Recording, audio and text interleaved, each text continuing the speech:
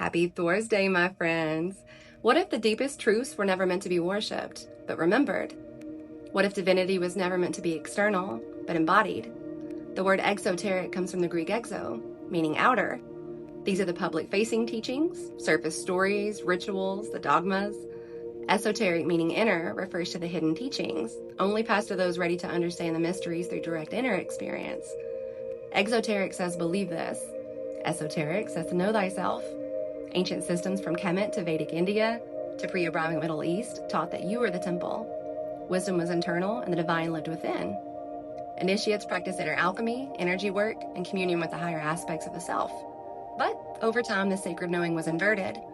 As empires rose, inner sovereignty became a threat. Esoteric schools were banned, labeled demonic, heretical, the devil's work. Their teachings were either burned, hidden, or repackaged into exoteric religions that demanded obedience, hierarchy, and the worship of an external god. Exoteric systems became law. You couldn't just explore mysticism. You had to follow the church, the mosque, and the temple, and you had to worship the gods outside of you. Esoteric traditions were persecuted. The Gnostics, Cathars, Druids, the mystics, all labeled enemies of the empire god. Not because they were evil, but because they knew the divine was already within. Fast forward to now, people say, that's woo-woo, that's the devil, and that's not real. But where did they learn that? Usually from their parents, who were taught by their grandparents, who were taught by those who lived in times when it was illegal to believe otherwise. It didn't start as personal belief, it started as enforced law.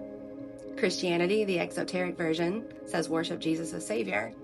The esoteric version says to become the Christ within.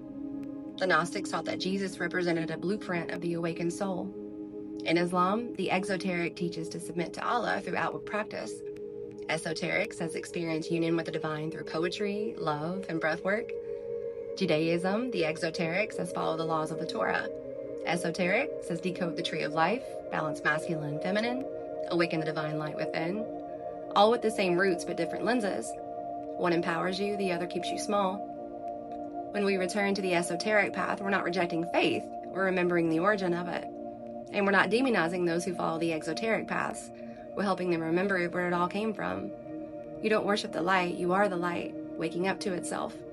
Call it woo-woo if you want, but soon you'll realize the real magic has always been inside of you. Sending love, gratitude, and as always, may souls be with you.